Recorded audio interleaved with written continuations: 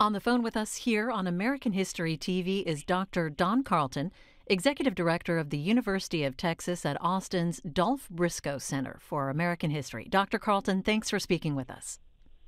Oh, delighted to be here. Now, why was it important for the Briscoe Center to create a photojournalism collection? Well, news and documentary photography, while, the intent is to record the news, also produces valuable historical evidence. These are visual documents that can be read just like a diary, a letter, or any text, or even an artifact. And so we wanted to include photographs in our holdings that document and provide evidence of the past. We began this initiative about 25 years ago because the archives of news photographers and our photojournalists, whatever you want to call them, were basically being ignored by most museums, which were more interested in art photography. So, but since we started, we've amassed a collection of the archives of more than 40 photographers. And when we say an archive, we're talking about definitive collections that include negatives, prints, contact sheets. We have approximately 8 million photographic images, plus the papers and memorabilia of several of the photographers who have placed their archives with us. And we've co-published with the University of Texas Press several books based exclusively on our photographic holdings. Now, how did you select the photographers you've decided to include in the collection? Well, we have a very extensive collection of political history and congressional history in particular, because we have the Sam Rayburn and John Nance Garner and papers and the papers of nearly 70 former members of Congress. And so one of the things that we wanted to focus on were photographers in particular who were based in Washington, D.C., because although that's not our exclusive area, but we were particularly interested in those photographers who covered the White House, the Congress, politics, and so forth. And so it was obvious to us who the leading photographers have been in the post-World War II era that have been covering politics, and that was one of the criteria that we used. As we selected and really picked and chose really who we thought were the best. What prompted you to videotape the interviews you did with the photographers?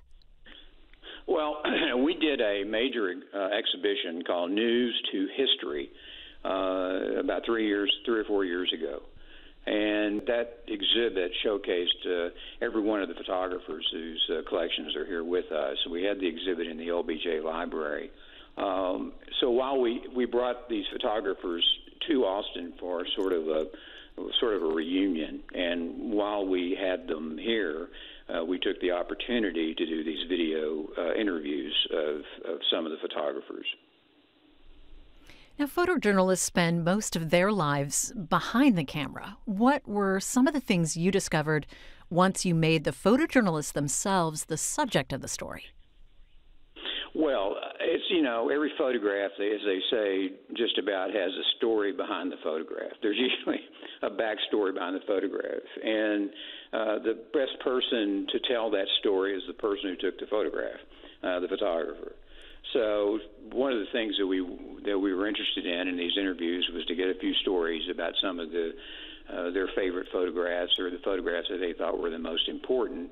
But we were also interested in really capturing their thoughts about their work and the value of preserving it. Can you give us a short biography of some of the photographers that you've interviewed? Well, sure, yeah. We've got Frank Johnston, who was there at the Lee Harvey Oswald shooting when Jack Ruby shot Lee Harvey Oswald in November of 1963. Frank was also at the Jim Jones suicide massacre in Guyana.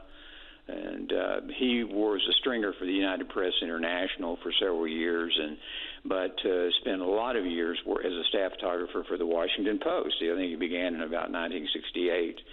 Eric Draper's another one. Eric Draper was the only official White House photographer for George W. Bush.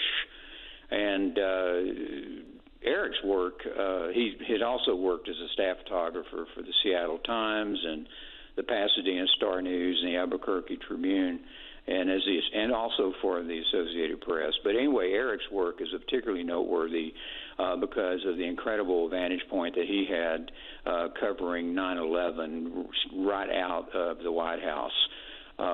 Then we've also got Daryl Hikas, who was a stringer for UPI and Associated Press, and was particularly important from our standpoint as a photographer covering the Carter administration, because Carter, strangely enough, really never had an official White House photographer.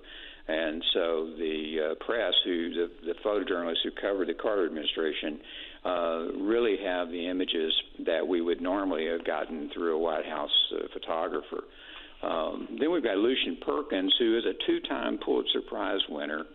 He won it in 1995 and the year 2000. He's a proud graduate of the University of Texas at Austin, by the way. But he was for 27 years a staff photographer for the Washington Post. He won the Pulitzer Prize for covering three generations of poverty in Washington, D.C., and also the refugee situation in Kosovo. Then we also have the collection of David Valdez, who did an interview with us as well. David was George H.W. Bush's White House photographer, and he has published a book of those photographs as well. And then we have Diana Walker, who was a Time Magazine White House photographer for 20 years. And she's especially known for her work covering Hillary Clinton, but she covered the Clinton White House really broadly and deeply.